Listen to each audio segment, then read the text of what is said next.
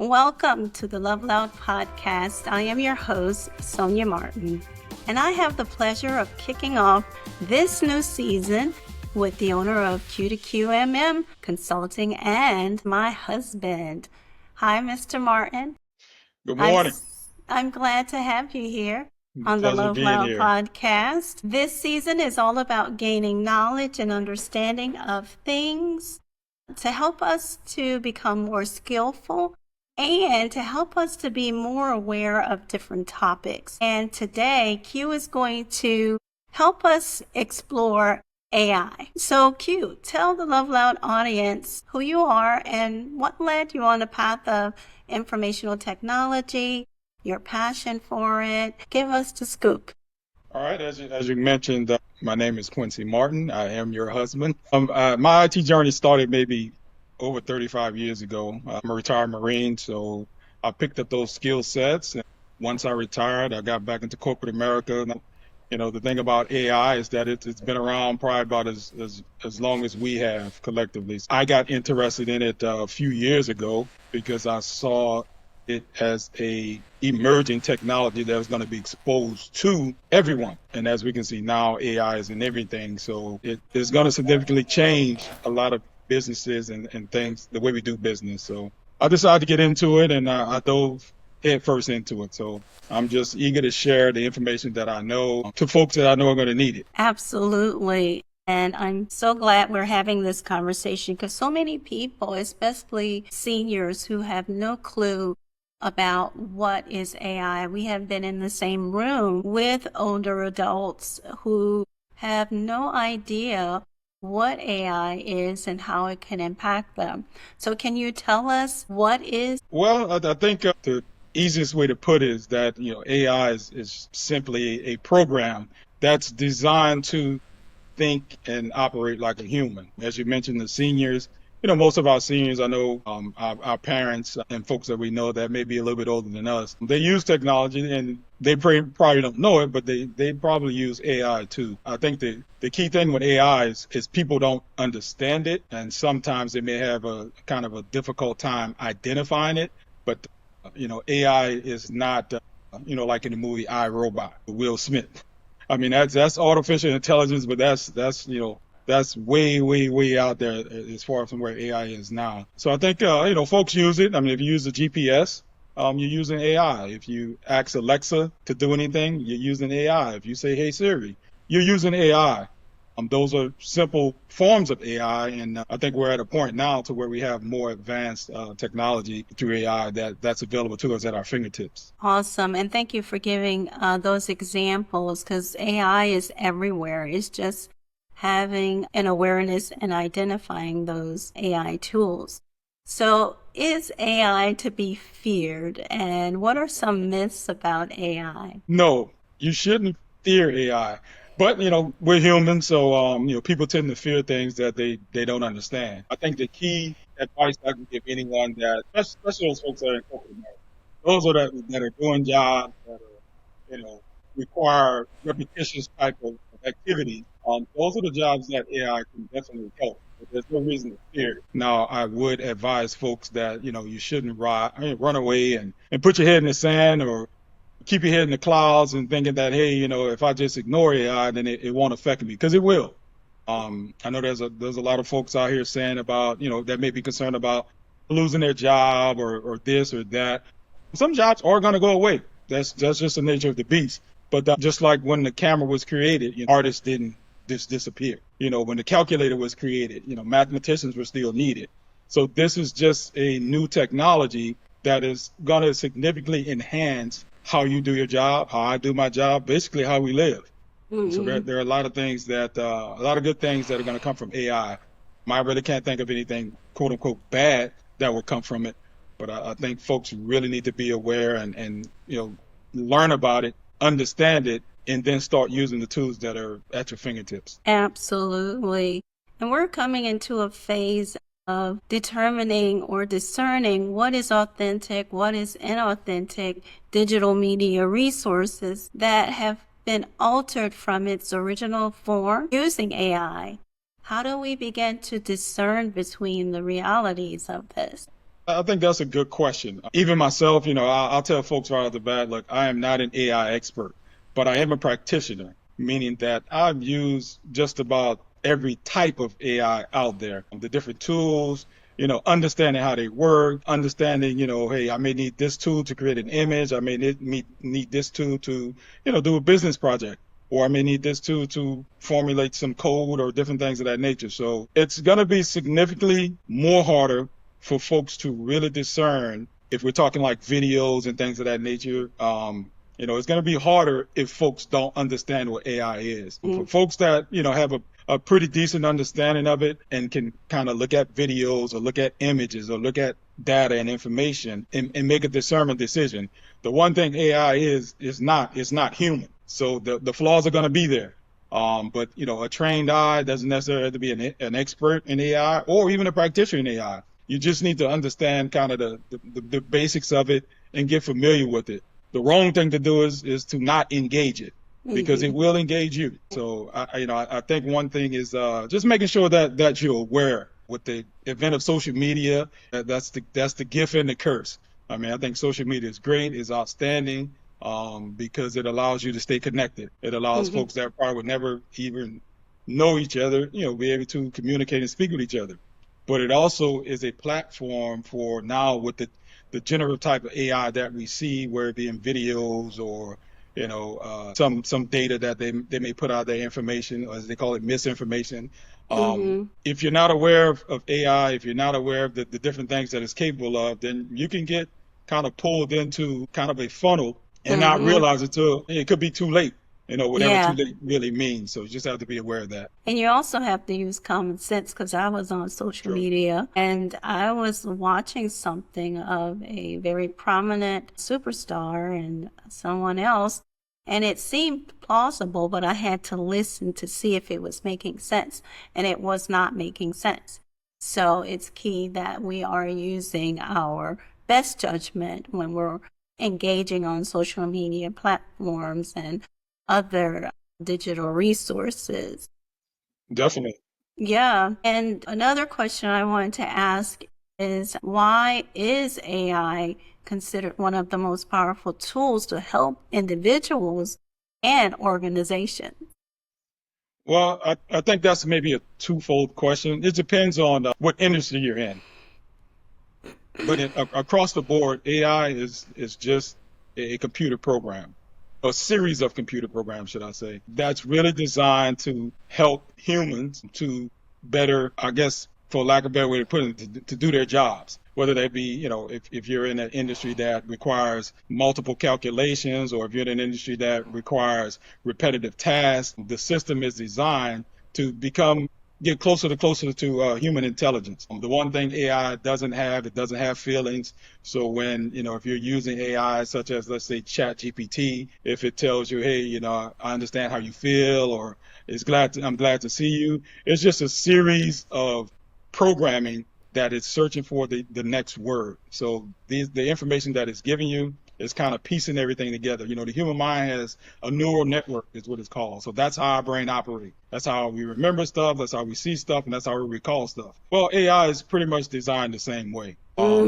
Depending on what type of tool that you're using, like I said, whether it's ChatGPT or Microsoft Office 365 or Copilot, or the various other tools that are out there, you really need to understand what AI is. So when you start to use the tools to actually leverage what the power of AI, then you have a better understanding of what you're getting. The one thing I always tell folks, hey, remember, whatever you get out of that AI, whatever prompt you put in and whatever information you get out, you're responsible for that information. So in order for you to be cognizant of that, you need to make sure that you understand, what AI is and how it can be used. Exactly. I strongly believe that we need to be mindful and aware and operate in integrity because we are, at the end of the day, responsible for the input and output of the things that we get from AI. Absolutely. So, what do people need to know about AI and its future impacts as far as it relates to organizational productivity, education, research? You kind of hinted on it a little bit with the digital creation and branding and marketing when it comes to data sources What's the future impact? You mentioned perhaps some jobs will be lost, but not all is lost if you know how to use AI to re-engage in the career aspect that you're in. Yeah, I think it's always going to go back to the foundation, understanding what AI is. And then you have to make that determination, whether it be you, your company, your organization, have to make that determination to see where you can leverage the capabilities of AI. Imagine having, the smartest coworker that pretty much knows everything. The one thing folks have to realize about AI is it has infinite amount of information. The one thing that it does is it's able to collate that information. So when you request something in AI, if you put a prompt in, it may give you an answer, and it may seem like it's magic because it may take less than 15 to 20 seconds, and it will spit out the most enormous amount of information, and it's exactly what you think you need. But AI is not perfect. And just like anything else, if you put garbage in, you're going to get garbage out. So AI is constantly learning. So every time you request information from it, when it goes out there and it seeks that information and it has to put some information together to give you a response, it's actually updating its kind of neural system. It's updating its brain. So you may ask AI something that, maybe somebody have never asked it before. I think that'd probably be pretty rare, but, to get the point across is that even if you think you can stump AI, you have to keep in mind that, AI has read every book. It has seen every movie. It has seen every article. It has, been through every website. Mm-hmm. So when you're asking it a question, it's collating all of that information. So I think, as we move along in the future, I mentioned, Microsoft Office 365. I think most companies and organizations use Microsoft Office because you're using Word, you're using Excel, and you're using PowerPoint. Well, their built-in Copilot is AI. And if you can leverage the capabilities of Copilot, that will make your job, the company's overall a position a lot better just by you understanding that. Mm-hmm.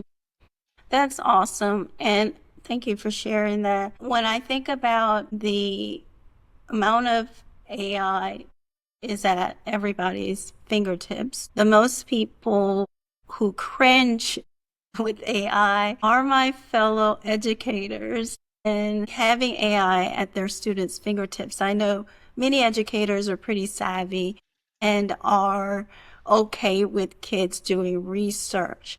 But there's a fine line that students need to walk, as well as teachers when they are planning lessons and students who are trying to gain additional information to help them understand specific skills and concepts. What advice would you give teachers or those who are in higher ed, to combat, this whole conundrum? Well, I think it's funny you mentioned education, obviously with your years and years of experience in education and me being your husband in that journey, I have a pretty good idea of some of the things and some of the words that teachers, educators, parents and students may have. The best advice I can give them is to think of AI, depending on which tool, but think of AI as a 24/7 tutor that has tutoring capabilities. Imagine you have two different students in the same math class. All students don't learn the same. And, sometimes it's a little bit more of a burden for the teacher themselves to kind of move up and down that education ladder as far as in their classroom and they're trying to teach a specific topic. Let's say algebra. Okay, well, I know when I was younger, when I was in algebra class, I was like, okay, well, how are you going to explain to me how these alphabets are going to equal numbers? That's what I want to know. You explain that to me. But you had some folks that were a little bit more advanced and understood that correlation.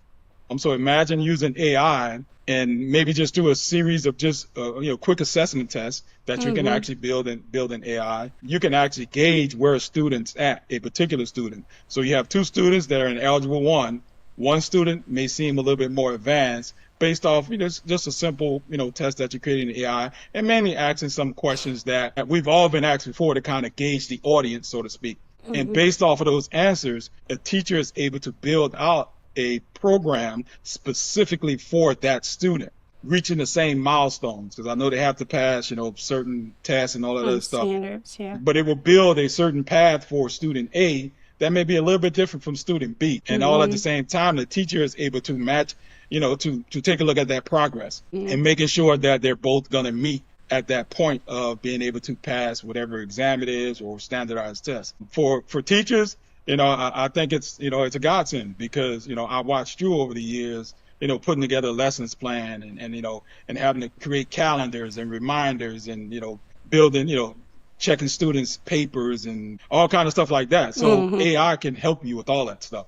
Um, there are AI platforms that teachers that are specifically designed for teachers. So Mm-hmm. you can actually go in there and you can create, a practice exam, or you can create a a um, a program or a course of study that may be specific to a specific topic or to a Mm-hmm. specific student. You can also get in there and create your lesson plan. If you Right. went in there and you put a couple of items in there because you may have some little bit of brain fog or just a little bit tired, and you say, "Okay, look, I'll give AI this one word prompt or two-word prompt and see what it spits out." And then from there, we call, you iterate or you prompt. So it's one of those things where you can build your whole training program right Mm-hmm. in AI.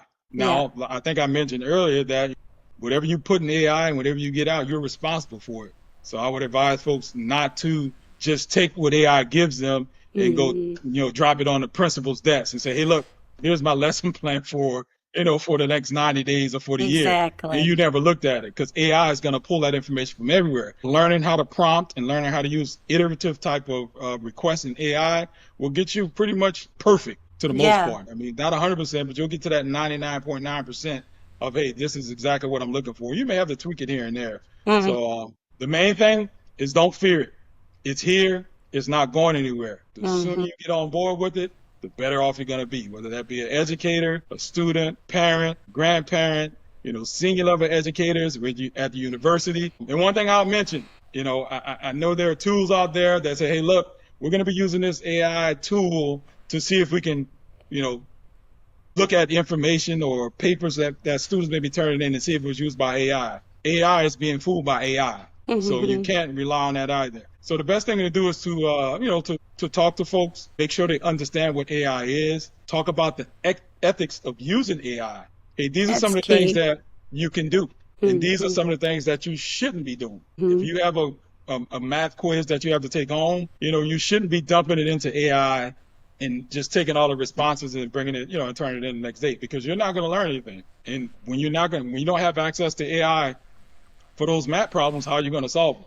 But what you can do is Exactly. dump that problem into AI, have it explain in layman's term. You can say, "Hey, look, this is my problem. Here's the equation. I want you to explain this to me as if I was 5 years old." And you'd be surprised how that is broken down to like its lowest form to make sure that Mm-hmm. you understand. So I just think that being aware is the big thing. Don't be afraid of it. It's Mm-hmm. here, and the longer you kind of stick your head in the Prolong. sand and push it off to the side, then that's just the further behind you're going to be. And I don't want to be behind. I've become a better prompt engineer There you go.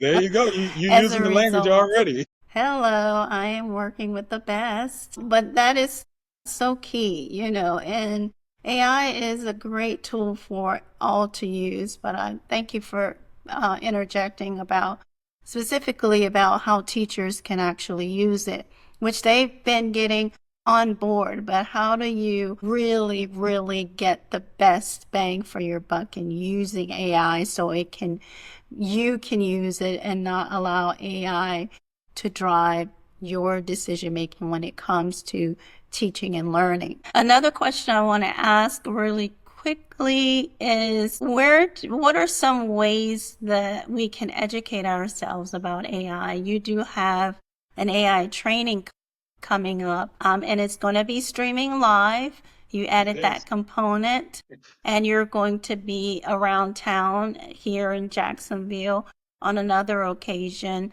in the fall and in New Bern at a different training opportunity. So tell us how we begin to educate ourselves and gain the knowledge and skill sets to run AI on a regular basis.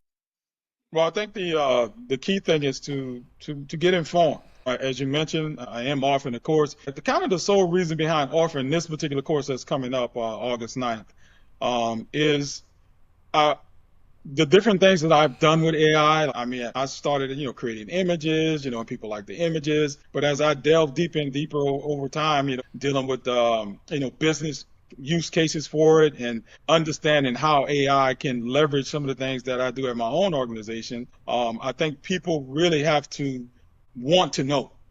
You have to want to understand it. You may not want to understand it from a technical perspective. I'm a tech head. I've been in tech, over 35 years. So I'm going to understand AI at a granular level, because if I'm going to start kind of teaching and showing people what AI is and how they can leverage the power of AI, then I need to make sure that, I have a solid base. For those that are going to be using AI in the workplace, or, for educators, I just advise you to, to get into some type of training. You have to start somewhere. As we mentioned, I'm going to be also training. It's going to be live streamed, but there are plenty of tools out there that are available for free. And the main thing I tell folks is just dive in. You can't make a mistake. Well, I'll take that back. Hey, just make sure that you understand if you're using, let's say, AI in the workplace or something like that, or even at school, on the school's network, they should already have a policy in place. If they don't have a policy in place, they're behind the power curve, because ChatGPT is pretty much available to everybody. So unless it's being blocked, on whatever work you're working on, you have access to ChatGPT. But keep in mind, if you're using ChatGPT or one of the other AI applications, with proprietary type information, or PII, personal identifiable information, you have to be careful with that stuff. Because like I said, you're going to be putting information in, and that AI tool is going to be capturing that information, and it's going to retain it. So if you dump something in there that may be proprietary, and somebody finds out or knows about it, and they're able to go in there and leverage the AI system that they're using, it's going to give them that information. So I think just being prepared, having a pretty good understanding of what it is, what it's capable of, and its limitations. And I think you'll be starting on the right foot. So baby steps. And one thing that I noticed is that when I first started using ChatGPT, someone mentioned that a lot of people use ChatGPT like Google. And that's what I was doing. I was putting in a couple of words and just getting junk. And I was getting frustrated. And I'm like, this thing is not going to give me what I need. And so I put it aside until I started talking to you and giving you the things that I wanted to achieve. I have learned that if you're very detailed in putting in information, it'll get close to what you want, and then you iterate from there. I got it? Yeah, I think for the most part, people that use Google, they kind of get a misconception that the AI platform that they're using, whether it be ChatGPT, Claude or Copilot, sometimes if you're not aware of it and you don't understand, what AI is, you think it's like a Google. So I'm gonna nerd out a little bit, but so Google goes out there and it indexes web pages. So it doesn't go out there and look specifically for the information that you asked it for. It's gotten a lot better over the years, but Google, it just indexes, web pages, and it may search for a keyword. Where you're talking with AI or like ChatGPT, if you're more specific, if you're iterative in your process. So if you say, hey, I want you to type in ChatGPT, I want you to create an image of a cat in a hat. Well, you're going to get an image back probably with some type of cat wearing a hat. But if you type in ChatGPT, I want an image of a cat wearing a red hat sitting in front of the Eiffel Tower eating an ice cream cone. That's more iterative. So you're going to get exactly pretty close to what you're asking for. And then depending on what you get, you can always say, look, I want to change that cat into an elephant or a monkey. And it's the same way with data and information. So if you tell ChatGPT or, one of the other apps that, you may be doing some data analysis, and you say, hey, look, I want you to analyze this month's, expenditures. That's one thing. But if you say, I want you to analyze this month's expenditures, take a look at the previous month and predict or forecast what we're going to spend for the next month. That's more iterative. So Yeah, there's a Okay. huge difference between, Yeah. leveraging Google to search for something and leveraging a GPT or an AI application to look for a more solid response. But Oh, that's a norm. it is a normal mistake, and I've done it, and it's okay, and I'm much better at it. Thank you for telling us the difference between Google and ChatGTP because, ChatGTP or AI, those platforms that allow us to use AI can give us a whole lot more and teach us. I find that I've learned so much more with ChatGTP. So you still have to have your own awareness.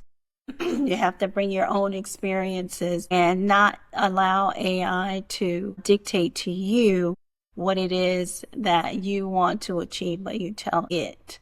Yeah, I Um, think that one of the key things with using AI is you have to understand it's not human. right. So basically, what it's doing is when you're asking it any type of question, I don't care whether it's a data question or creating an image or whatever, it's not human. So what it's doing Mm-hmm. is it's referencing all of those data reference points that it has, at its disposal. So Mm-hmm. like I said, earlier, just think about having a friend that has read every book, has seen every website, has visited every place in the world, can speak multiple Mm-hmm. languages, and if you think about it, they're able to do it. Just think of you had that at the power of your fingertips. So it's Mm-hmm. one of those things where once you understand its capabilities, and you're aware of its limitations, then you're better able to use it. Yeah. So I'll reiterate again, people should not be fearing AI.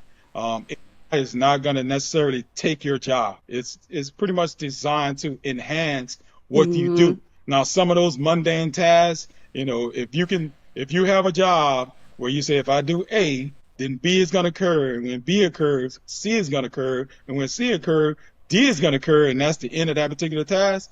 Yeah, that particular piece of it is going to be at risk because I can create an AI application or agent to do that particular piece of it 24/7, 365 without it getting tired, without it complaining, without it needing time off.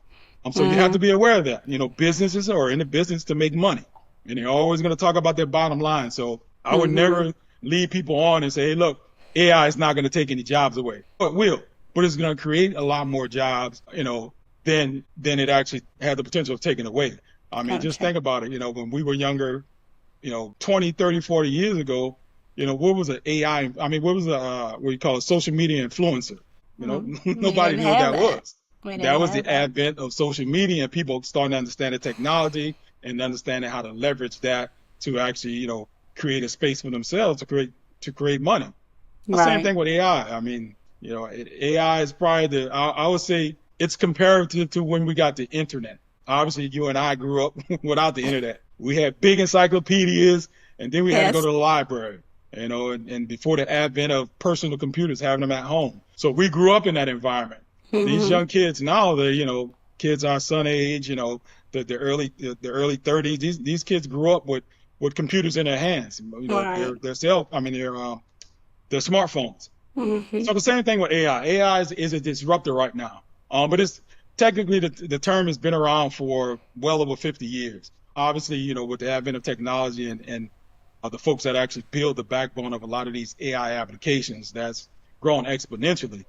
But you'll see, a lot of organizations, a lot of countries, they are dumping a lot of money into AI, artificial intelligence, and building the resources to be able to to leverage their company or organization to be at the Awesome. forefront of using AI. So the Mm-hmm. more you're aware of it, the better off you are. Well, there you have it. Well, thank you, Q. I appreciate you joining me today. It was such valuable information. And for those of you who are interested in AI, you need to check out his training. It's going to be here in Jacksonville on August 9th, Jacksonville, North Carolina. It's going to be streamed live starting at 11 o'clock to 1 o'clock. And so the actual training is set up to give you the basics. So that way Mm-hmm. you understand what it is, you understand the capabilities and limitations, and probably the second half of that training, we'll actually go through some different applications. Like I mentioned, ChatGPT. maybe Claude, Microsoft Office 365 with Copilot. So we'll go through some training and some exercises so you get familiar with it for those that haven't used it. So it's definitely a course that if I didn't know about AI and I wanted to learn about AI, it's definitely a course that, I would actually, you know, enrolled in, and Yes. I think it's going to help a lot of people. Of course, I have a few more classes that I'll be giving, like Sonia mentioned, throughout probably the rest of the year. I have some things booked up because I'm all about it. I say, hey, look, if I know the information and I can help people Yes. learn this stuff because I hear it all the time. I just Mhm. left a conference last week. We're in Nashville. So it's one of those things that every topic we talked about, where you're talking about human resources, where you're talking about billing, every topic we talked about had some AI piece to it, and people Mhm. preparing for this AI piece because it's Mhm. here, it's not going anywhere. And like I said, the sooner you get on board, better you'll be. And that's a fact. Well, thank you so much. You're I mean, welcome. I'm learning so much through you, Q. I might need to be on your team after a while. Well, you're a ringer, so you hear me talk about this stuff all the time, and you leverage me for the AI piece, and I notice your growth in it, and I know the Mhm. stuff that you're capable of already without AI. So AI just enhances that stuff. So It I'm all about it. does. Yeah. So it's pretty cool, Uh, learning all about it. And it is making parts of my job as an entrepreneur pretty easy. Like, I'm like blown away today. I had created all the content and I told ChatGTP to coordinate that information that I created into slides. And it did just that. yep, And I'm it's like, amazing I, yeah, I it's ain't gotta amazing the sit there things. and Yeah, it's amazing the things that you can do. Stuff that we would spend hours and yeah, hours, creating a slide deck. 10, 15 yeah. slide deck. It's one of those Hmm. things where it's only going to get better. And I think people are just really touching the surface. Like I said, I've delved in so many apps. It's like when I pull up my saved websites and stuff like that. If I don't have 50 of them up there, then I don't have any. And that's mainly because it changes every day. Yeah, It's very dynamic. If somebody tells you, hey, you just need to learn this and that's it, and especially if they're talking about AI, then my advice to you is okay, yeah, I hear you talking, but yeah. the AI is still moving because tomorrow is going to be something different. There'll be a new application, there'll be a new Hmm. process. I'll just pick up the newspaper, one of the nerd magazines, one of the IT magazines, and just read the billions and billions of dollars that That people. organizations, countries are investing in it. Hmm. So it lets you know that it's very, very important. Exactly. And one more thing I'd like to add, Q does consulting as well. You can book time with Q to help you walk through specific things that you may need individually or as an organization. He's there to help with all of your IT needs. He's very patient. See me? He helps me and he's very patient with me. And I appreciate that so much because I am not a math tech person, but because of him, I'm much better at it. So Because thank, I understand that not everybody's going to be as technical or tech savvy as the next person. So I just want to kind of leverage what I know, not just for a monetary perspective, but yeah, also to make sure that folks are getting the word. right. So you don't want to be one of those people that said, "Oh, I didn't know 5 years from now." Not even that long. I'll say 2 years from now. The Hmm. way we do business, the way things are occurring, within the next year or two, it's going to be drastically different, especially for Hmm. those folks that are in corporate America, and especially Hmm. for the educators, the folks that have to be connected to technology. Yes, Now, our elder folks and like our my mother-in-law, and if they can do what they need to do on their little their iPhone or their yeah. Galaxy phone or whatever, then they're going to be good with that. But don't be fooled. You are using AI and you're using it every day. Every day. So before we hop off here, I want to do a quick rapid fire, you All right. okay? So you can answer with one word or phrase. Are Okay. you ready? I'm ready. You are? Yeah, it's very basic. I don't have any All gotcha right. questions in here. All All right, let's right, go. so what's your favorite AI platform? My favorite AI platform right now is Manus. Manus. All right, so that's a high order AI.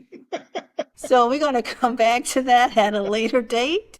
All right. All right, so would you rather attend a Saints game or a technology Oh, conference? you already know. I'm who that. All day Saints. All day I'll get back to the Saints. tech. What's one word that describes your creativity? Passion. Passion. And I can see that. If you guys go to Q's TikTok, you'll see all of his creativity that he's created with AI from up here into AI. All right, so what's your favorite AI hack? Favorite AI hack? It has to be leveraging creating PowerPoints. Yeah, Yeah, I think that that was has to be it. like Because in minutes. I mean, not minutes, it was seconds. It was like, boom, here you go. I just downloaded it. Now I just add the cute stuff to it. yeah. All right. So, okay, the last question is, what are you All right. grateful for today? Well, I'm grateful for my wife to giving Yeah. it to giving us this exposure. So yeah, I'm grateful for the platform that you have and how you're Yeah. using it. Okay, I thank think you. your listeners and folks that get an opportunity not just see this one but other ones can Yeah, really learn from folks that are out here doing it. that part. We got to have exposure on and highlight those who are doing the work and helping others to reach their Absolutely. goals. So, thank you, Mr. Q. Is there anything else that you'd like to add? I think How we can we people covered it. contact you? Well, you can go to my website at www.q2qmm.com. Okay. You can reach out to me at quincymartin@AOL.com. You can reach me on TikTok at DJQ1. Also, you can look me up on TikTok at Q2QMconsulting.com. And there you have it. So, if you love this episode, leave a review and share your biggest takeaway with us on all social media outlets. Until next time, keep loving, keep moving, and showing up for yourself.